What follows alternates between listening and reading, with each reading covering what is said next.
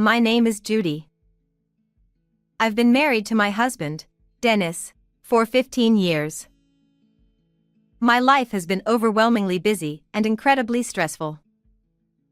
This is all because of my selfish mother-in-law, my opportunistic sister-in-law, and my useless husband who never cared about our family.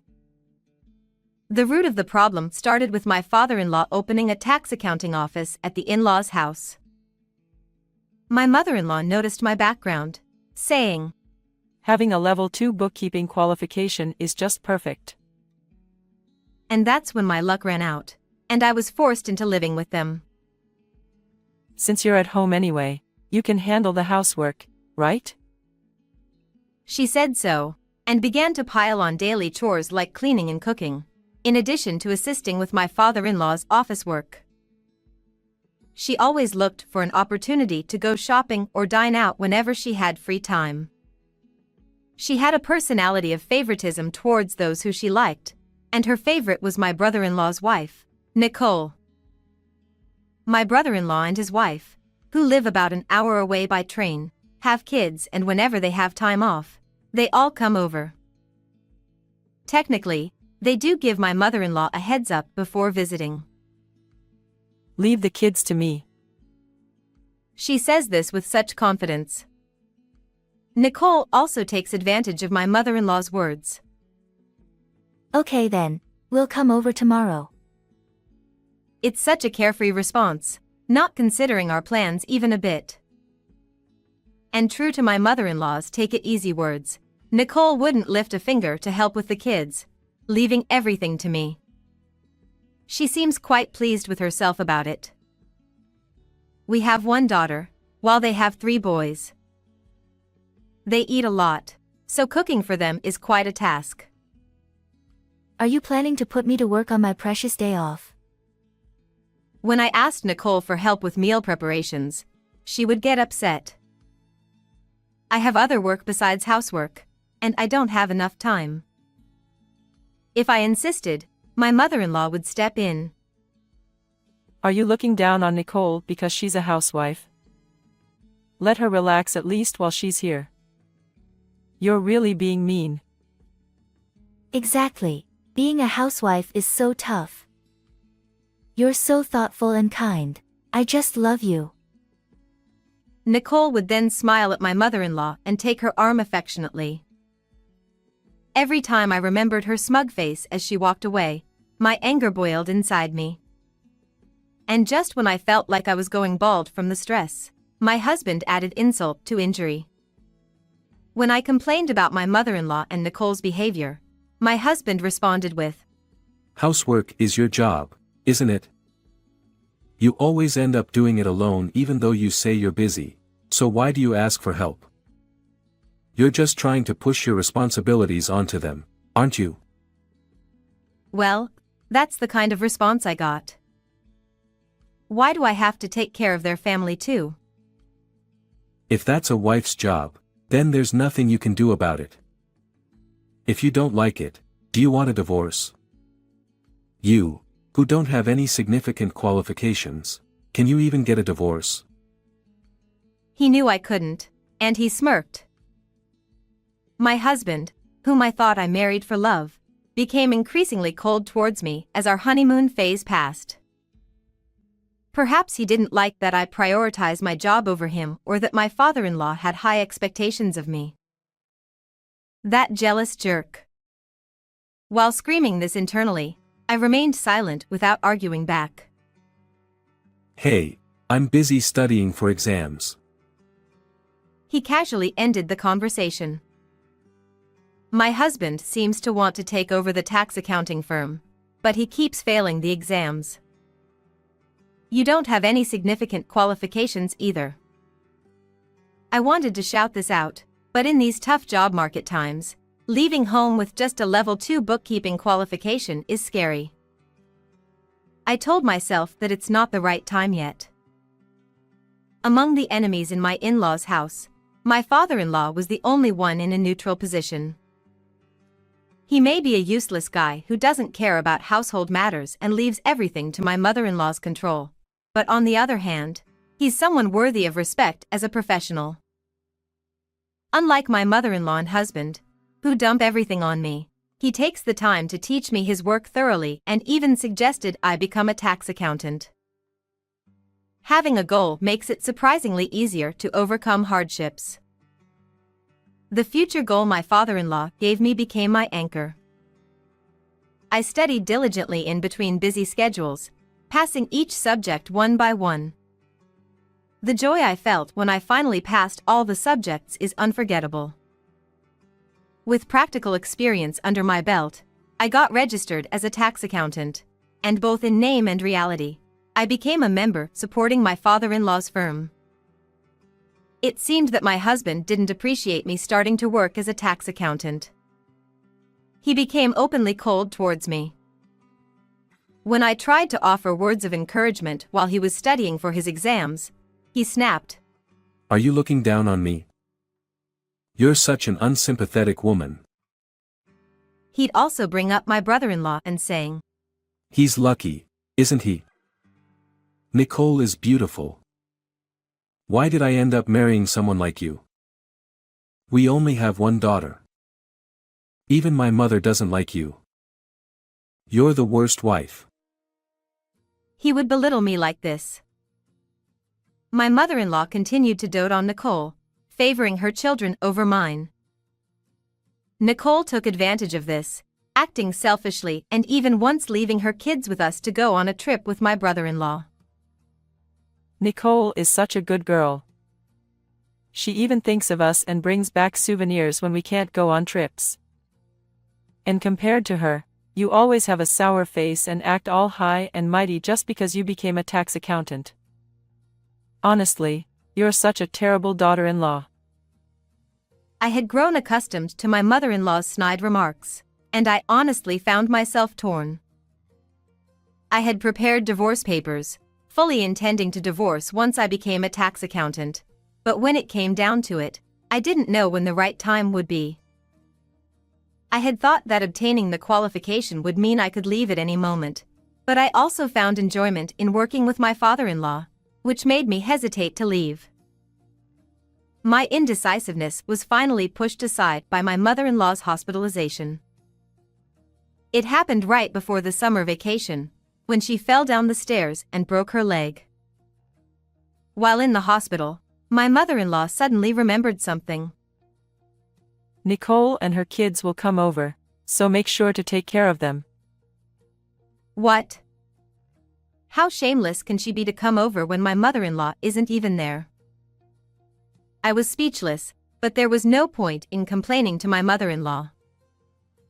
When I got home, I contacted Nicole directly. Over the phone, Nicole was cheerful. Please take care of my kids again this summer. However, when I told her that she should reconsider since my mother-in-law was hospitalized, she quickly changed her tone and mocked me. What? We already have made plans. There's no way we can cancel now. Are you too stupid to understand that? That's my line. Every year, you never consider how inconvenient it is for others. Enough is enough. I have work to do. I'm busy. And you want to leave your kids and go on a long trip with your husband? Don't be ridiculous. Do not come over. I talked back to her, leaving Nicole silent for a moment. How dare you talk to me like that? You're hated by our mother-in-law anyway. I'm going to tell on you. She then hung up abruptly. It seems she quickly tattled to my mother-in-law, who then told my husband. He called me over immediately. I heard you told Nicole not to come over. You're absolutely the worst. I'm really disappointed in you this time. You're so heartless. We're getting a divorce. Who's really the worst one here? When I thought that, something inside me snapped. Yes, this is the day I've been waiting for. The day I can make a decision. All right. I'll divorce you. I calmly replied as I handed him the divorce papers I had prepared. Huh. He seemed taken aback, perhaps surprised by how well prepared I was. Please fill it out. My words seemed to snap him out of his daze, and perhaps fueled by anger at my lack of hesitation, he hastily filled out the form. Even if you cry and apologize, I won't cancel the divorce. Having got the divorce papers, I ignored him and headed to my father-in-law's place. When I explained the situation to him, my father-in-law simply said, "I'm sorry for everything." He never once defended me, but strangely, I didn't feel any resentment towards him. "All I can do is wish you well on your new journey." Perhaps my father-in-law felt indebted to me. Since my husband refused to engage in any discussion about the divorce, my father-in-law took charge of handling child support and property matters. Finally, my life settled down, and before I knew it, 6 months had passed. One day, while I was busy with the opening of my own private practice, I received a message from my ex-husband informing me that my former father-in-law had collapsed and been hospitalized. The diagnosis was terminal cancer. Rushing to the hospital, I found my ex-husband, ex-mother-in-law, ex-brother-in-law, and his wife in the hospital room. As soon as my ex-mother-in-law saw me, she greeted me with a smile. Oh, Judy, you look well. That's good to see. My husband is in such a state, and there's also the matter of the office. Instead of quarreling forever, why don't you come back? I'm not a monster either. If you apologize, I'll forgive you. So come back. My ex-husband chimed in with a sickeningly sweet tone. No, thank you. I'm just here to visit today. I firmly declined. But it seems they couldn't bear that. You're so cold even when both of them are asking. We should stop relying on someone like this just because the office is in trouble. Nicole shouted. Nicole. My ex-mother-in-law and ex-husband turned pale. Well, I already sensed what they were up to. Stop it. It's disgraceful. Why don't you realize it's too late to appreciate her now? My former father-in-law, who had silently witnessed the ugly behavior of his wife and son, spoke quietly. But, without you, Dad, what will happen to the office? How are we supposed to live? My ex-husband began to whine. You're over 40 and pathetic. Figure it out yourself. Judy is already a stranger. What do you mean she's a stranger? The divorce is invalid anyway. Judy would be in trouble without the office. Who else would hire a woman like you? The man still can't see reality as it is. My ex-father-in-law seemed to feel the same, letting out a big sigh. Judy has become independent. Many clients want to rely on her. She's a respectable, fully qualified tax accountant. Unlike you, who still haven't passed half of your exams. His words left my ex-husband speechless.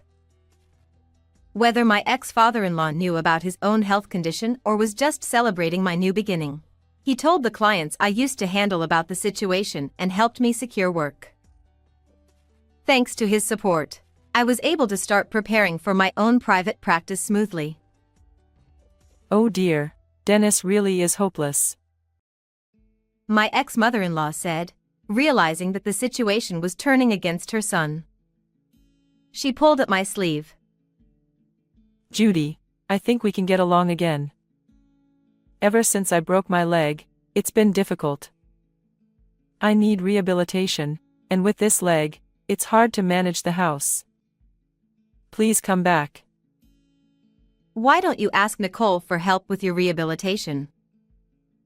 I replied coldly and Nicole jumped in before my mother-in-law could respond. I'm too busy with my own household. I don't have time for that. My ex-mother-in-law was visibly shocked by Nicole's blunt refusal. Nicole? I won't do any caregiving. I hate taking care of old people. My ex-father-in-law burst out laughing at Nicole's blatant disgust. Nicole, you've been spoiled by my wife all this time, and you have the nerve to call Judy cold? I don't want to see your face anymore. Leave. As Nicole's face turned pale, he turned to his wife.